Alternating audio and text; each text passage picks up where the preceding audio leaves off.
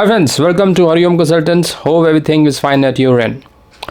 तो ये video work की ऑप्शंस को लेके बन रहा है। काफ़ी सवाल आ रहा है क्योंकि यंगस्टर्स के लिए नए वीज़ा शुरू हो गए हैं, तो काफ़ी लोगों का डिमांड था जो 30 से अबव हैं, और कुछ लोग ऐसे भी हैं जो अबव 45 हैं। They also want to settle down some way in Australia. तो उनके लिए वर्क ऑप्शंस क्या हैं, तो इस वीडियो में आपको टोटल 7 ऑप्शंस आपको बताएंगे, जिसमें इवन अप टू अबव 45 लोग भी काम कर सकते हैं, और that can lead to PR also, right. और अबव 30 के लिए तो है ही है। तो इस वीडियो में बेसिकली ये ऑप्शंस के बारे में आपको पता लगेगा, जो आपको पता होना चाहिए कि सिर्फ 482 ही नहीं है, there are many other options जिसके बेसिस पे आप वहाँ पर काम कर सकते हो, और काम करने के बाद वहाँ पर PR भी कुछ ऑप्शंस में हो सकते हैं आप। तो इन्हीं को आप डिस्कस करेंगे इस वीडियो में। Basically we are telling you the options. इसके बाद इनमें कुछ काफ़ी जो वीज़ाज़ में स्पॉन्सरशिप चाहिए होती है अलग अलग तरह की, वो कैसे लेनी है लेजिटिमेट तरीके से, वो बताएंगे नेक्स्ट में। तो इसमें आप कमेंट बॉक्स में ज़रूर लिखिए that if you want to know how to get the sponsors for these. तो पहला ऑप्शन है डामा।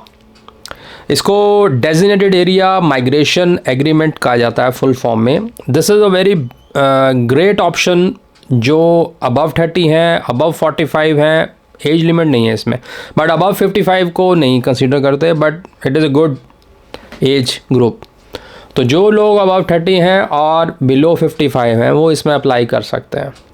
अब इसमें एडवांटेज 2 हैं। इसमें एडवांटेज, पहला एडवांटेज ये है कि इसके अंदर ना टाइप ऑफ स्किल्स जो बेसिकली जिसके बेस पे स्पॉन्सर्स मिलने हैं वो काफ़ी वाइड है, नंबर 1। क्योंकि जैसे हमारा 482 था या कुछ और वीज़ा होते हैं, इसमें कुछ ऑक्यूपेशन जो होती हैं उनको उन्होंने सिलेक्टिव रखी होती हैं कि हमें ये बंदे चाहिए। उसमें जैसे हेल्थ केयर आ गया, इंजीनियर्स आ गए, ये मतलब मेजर प्रोफेशनल्स या हाईली स्किल्ड पर्सनस चाहिए होते हैं। डामा में क्या है, डामा में आपको काफ़ी वाइड वैरायटी ऑफ जॉब्स मिल जाती हैं।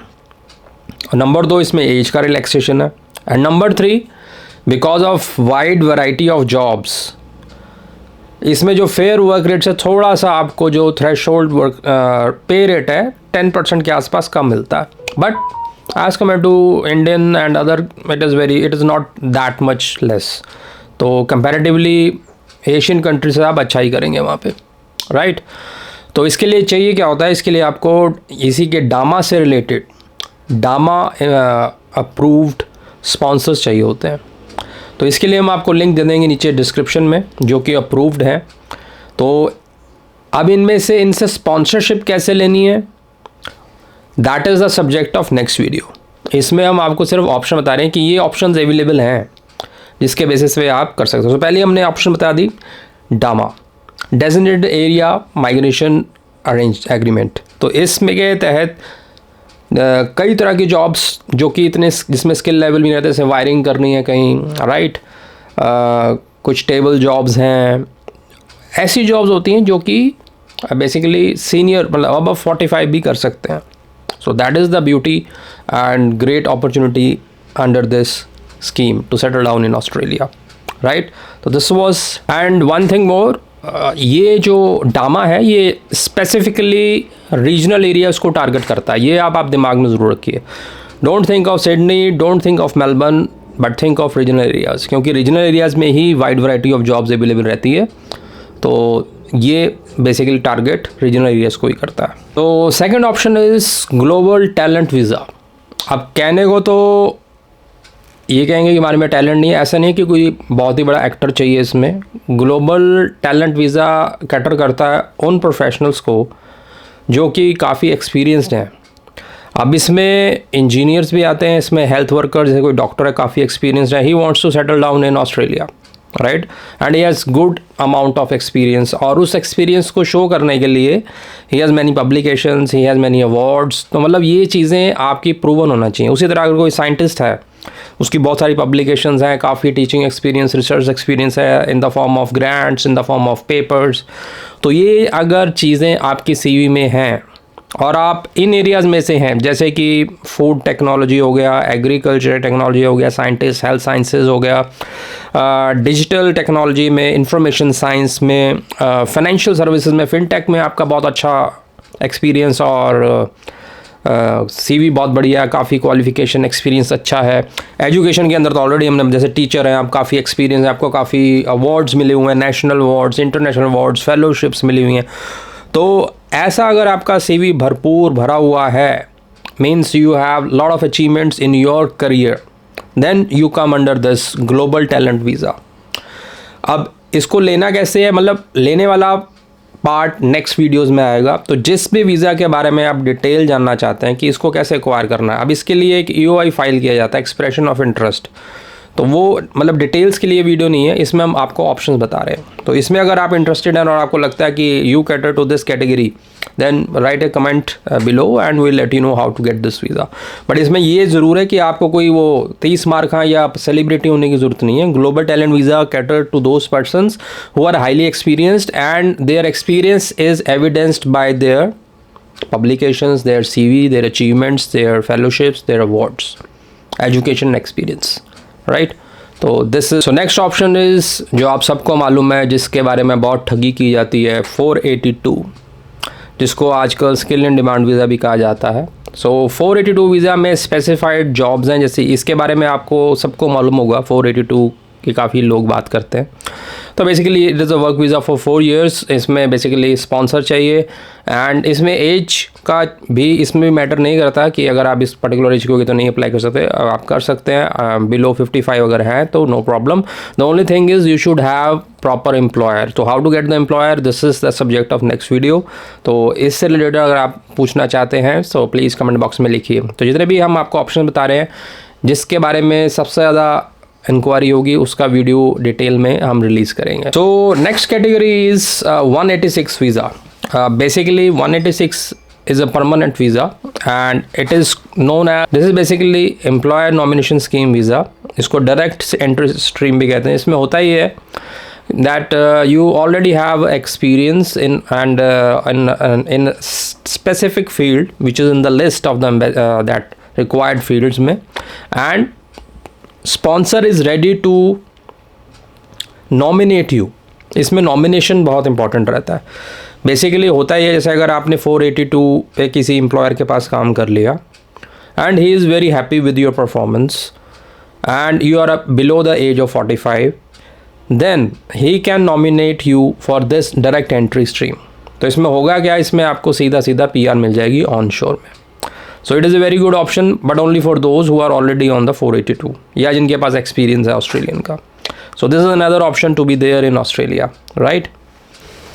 और इसमें कुछ एग्जांपल्स अगर आप लो तो जैसे कि आप 482 पे किसी यूनिवर्सिटी में एज ए लेक्चरर आए, right, and you work for 3 or 4 years, तो उन्होंने आपको नॉमिनेट कर दिया that he is a good teacher, good lecturer and we nominate him for permanent residency है for 186, then you will be definitely become permanent there, regular.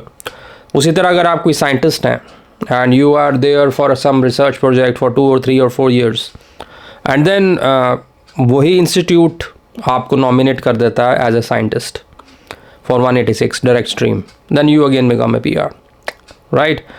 इसी तरह health sector में doctor अगर आप हैं कहीं पर तो, और या हेल्थ फील्ड में भी किसी भी अच्छे रैंक पर हैं, टेक्निकल साइड पर हैं and they nominate you for this, so you will B PR। सो ये कुछ एग्जांपल्स हैं इसका। नेक्स्ट ऑप्शन जो है थोड़ा एक्सेप्शनल है, हर एक के लिए एप्लीकेबल नहीं है। इसमें बेसिकली पार्टनर वीज़ा की बात कर रहे हैं। So if you are on any visa on shore in Australia, you can have partner visa if you are in a good relationship with Australian citizen or Australian PR। तो marriage करने के बाद definitely, ये तो आप सबको मालूम होगा, but this is one of the option, क्योंकि हमने इसमें आपको सारी ऑप्शन बतानी है कैसे आप you can be settle down, how can you work and then leading to PR and citizenship. तो ये सभी उन्हीं ऑप्शन में से वन ऑफ द ऑप्शन है जिसके बेसिस पे आप परमानेंट हो सकते हैं। नेक्स्ट ऑप्शन इज़, काफ़ी लोग हमारे पास ऐसे भी आते हैं जिनके किड्स बच्चे वहाँ जा चुके हैं आइदर स्टडी वीज़ा पे या वर्क वीज़ा पे, और they are going to be PR soon या PR हो चुके हैं।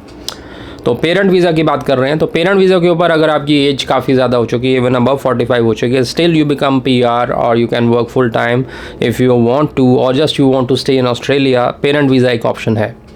तो इसमें होता ये है कि जस्ट आपके बच्चे PR या सिटीज़न होने चाहिए and they can apply on your behalf. And इसमें एक फैमिली बैलेंस का रहता है कि सभी वहाँ पर ना आए, वो फैमिली बैलेंस टेस्ट आपको क्लियर करना पड़ता है। दैट इज़ बेसिकली उनका एक क्राइटेरिया है, वो फुलफ़िल होना चाहिए। उसके बाद this is for sure you will get this visa. इसमें डिले होता है थोड़ा, बट इतना भी नहीं कि आपको कोई नेगेटिव वाला बात नहीं होता। अगर आपका बेटा या बेटी सिटीज़न है, so you will B definitely become permanent there. So this is another option. And the last option is the significant investor visa. जी, this is also called investor visa, जिसमें basically if you have $5 million to invest, age is not a criteria. इसमें even language भी आपको नहीं चाहिए। इसमें basically पैसा चलता है आपका। If you have the legitimate money, white money, not black, white money जिसके आपके पास टैक्स के प्रूफ्स हैं, everything is valid and you are ready to invest in approved areas. अब इसमें ऐसा नहीं है कि कहीं भी पैसा लगा दिया, जो इन्होंने अप्रूव्ड एरिया जिसमें ये चाहते हैं कि इन्वेस्टर्स आएँ, उन एरियाज़ में if you can invest then this visa is for you. इसमें ना तो आपका लैंग्वेज का कोई चक्कर है, ना इसमें आपका एज का कोई चक्कर है, सिर्फ रुपया चलता है। If you have the money with legitimate source, with all the proofs, with all the taxes, you are eligible for this one. तो this was the last option. और इन ऑप्शंस, ये वो ऑप्शंस हैं जिसमें एज का क्राइटेरिया इतना matter नहीं करता है।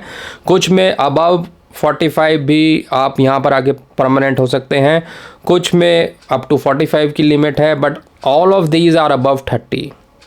तो क्योंकि जो नए वीज़ाज़ को लेके काफ़ी इसमें अब चल रहा था, तो this was a balance video कि अबव 30 भी ऑप्शंस हैं।